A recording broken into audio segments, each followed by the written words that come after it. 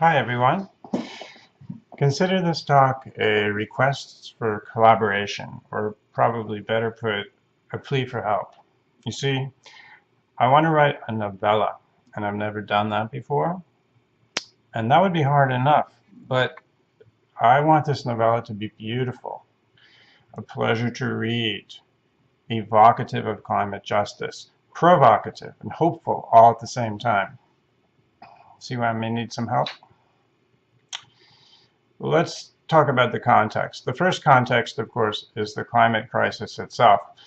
Anyone who knows me knows that I have some concerns about this. That was a joke. Yeah, this is a serious, ultra serious existential matter for me, based on what I understand about our predicament. And it's not just a climate crisis, of course. It's a crisis of global inequality, a democracy deficit. You don't have to look further than the US election for that. Abundance of that. Cultures of violence, from our most intimate interpersonal relations to the wars that are being made in our name and the blood spilled in our name. All of this, of course, exacerbated, tied together, and put us on a tight timeline to deal with by the climate crisis. And there is hope, of course, and that is in the possibility of assembling the broadest, biggest, baddest, most loving social movement the world's ever seen, a movement for global climate justice.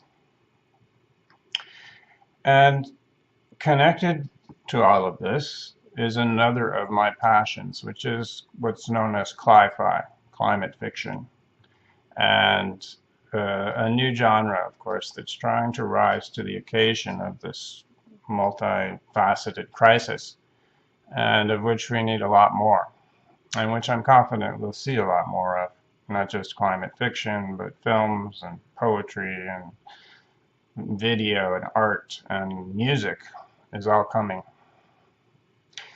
And this brings me to the power and the beauty of stories, my own love affair with any fiction that sets out to change the world. Of course, not all love affairs turn out so well.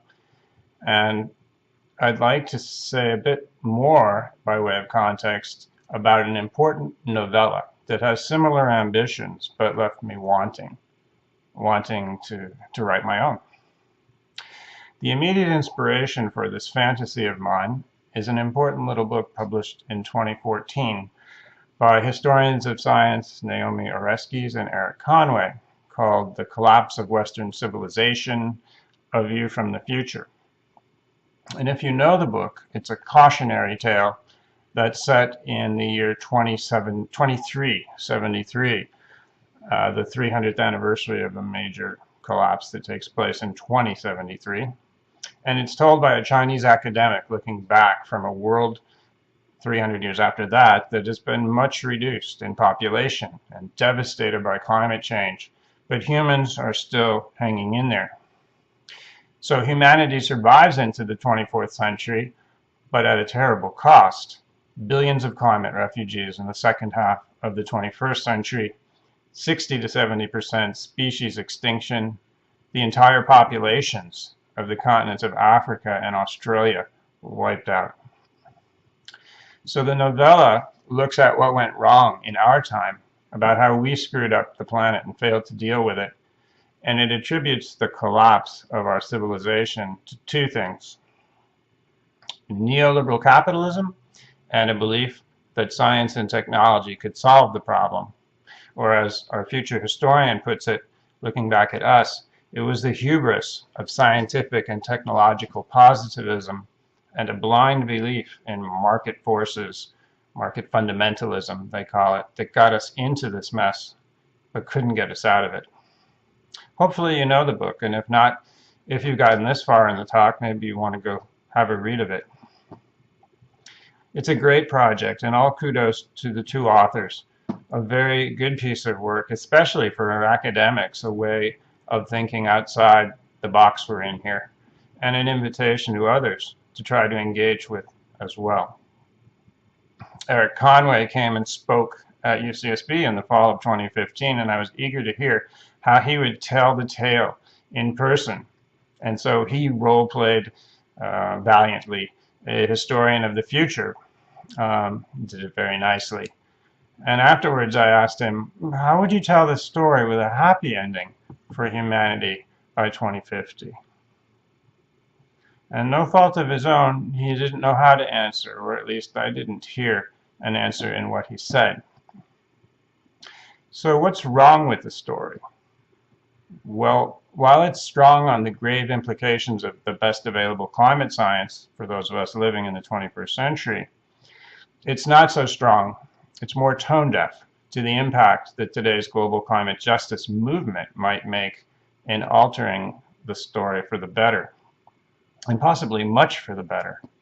In other words, the book is not based on any adequate sociological foundations, and especially it lacks any deep, dare one say, Marxist analysis of both the multiple intertwined crises that we face today, or the global climate justice movement's trajectory and its potential to confront them. These are topics which are treated very well in Naomi Klein's magisterial 2014 book the same year, This Changes Everything, Capitalism versus the Climate. So I think it would be great to have an alternative story, or maybe with your help, many such stories that would narrate more hopeful and at the same time hopefully more realistic possible histories of the future from now to 2050. And I have to believe that there are far better outcomes than the one foreshadowed in a cautionary way by Oreskes and Conway, and that achieving them, any of them, will require the construction of this big, broad, powerful global social movement, one that's finally capable of changing everything, as we like to say around here. So ideas. Here's an idea. Maybe it should be a graphic novella, or at least a novella with pictures. There is such a book called The World We Made by England-based green activist Jonathan Porritt, which is precisely set in 2050. And it's a tale of the society in which this high school professor now lives and works. And it goes into great detail about all the things that have been rearranged, the complete yet realistic transformation of society that landed him in a much better place, and his generations, our generations. So pictures, images. Maybe it should have an element of romance, or at least some kind of thread of loving relationships, because I know that these are needed for any happy ending to our crises, and maybe a happy life in getting to the ending as well. I've done an outline that posits a theory or story, what's the difference, about how we got there. And I'm using this to think about the actual book, which has yet to be written. And so I'm just going to read the outline now with the help of some non-PowerPoint slides that I have created, especially for this occasion. Here we go. I'm not sure how this is going to work. Okay, so between 2016, and 2020, I got to practice this. We start from where we are. Wow. With some immediate actions. We make everyone watch the film Cowspiracy, and most people, as a result, stop eating meat as their single biggest individual contribution to the struggle. You gotta have some humor in the story. Movements stop fossil fuel operations. The meme is enough. Ya basta. Enough, in fact, is the name of the movement that Porritt invents in his book, The World We Made. Ya basta, of course, a Zapatista-inspired slogan that says it all. Tactics of blockadia, occupation, legal suits, grassroots organizing, building political coalitions. And for perspective, here I'm looking for a better word than ideology or worldview. The perspective overarching this is reclaim power. So for our next stage, from 2020 to 2025, we start to really build political power, prefiguring and creating alternative societies on a local scale. We attack industrial agriculture. We get renewables up and running widely everywhere. And our meme is here the positive, creative, constructive meme. Another world is possible. And for tactics, we keep all the ones we started with, and we add the notion of a climate strike, bringing things to a halt, saying business as usual cannot continue. For perspective here, we have the transition towns movement. Okay. In the medium term, from 2025 to 2030, at the end of the 2020s in our story, we take political power. We enact a World War III style emergency mobilization. We start to deal with corporate agriculture and transform it, and we get a meme. We use a meme of system change, not climate change, a meme very close to my heart. It's the name of a North American coalition of eco-socialists. To our tactics, we add the electoral route to power and a legislative path we try toward radical social change, a bit like the one that one of my heroes, Salvador Allende, attempted to do in Chile in the 1970s. Hopefully, the story doesn't end in a tragic death fighting for what we believe in, as his did. And I guess since we are the authors, it can have any ending we want. Started to mistake fiction for reality there for a moment. Our perspective is degrowth, the end of this ridiculous consumption-oriented military spending, wasteful economy that we have going for us presently. In what we might call the long term, out to the year 2035, we now have a democratic world government by 2035. We've tackled directly, or we're directly tackling the UN's currently unrealizable sustainable development goals, unrealizable in the context of business as usual. The oceans are starting to recover. We're restoring forests, and we have net zero emissions globally. Whoa.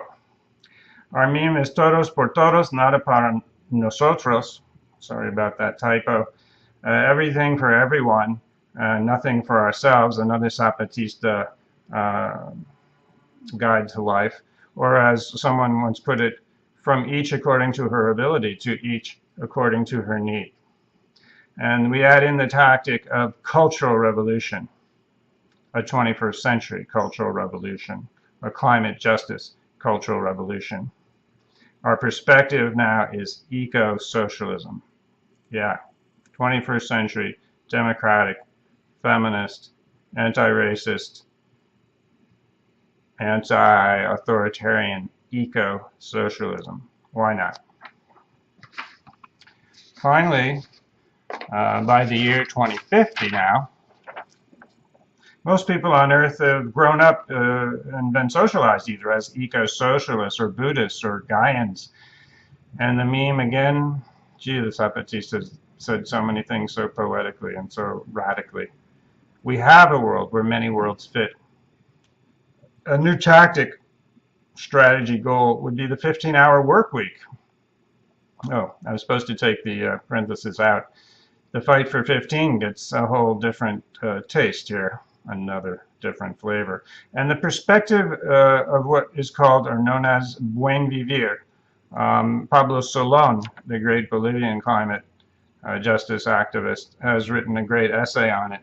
And here, this is my final slide, is a cover of his beautiful book, Is Buen Vivir Possible? This is the Spanish version.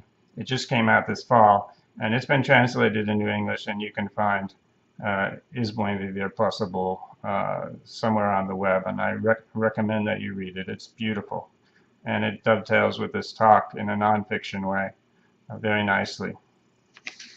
So Where are we?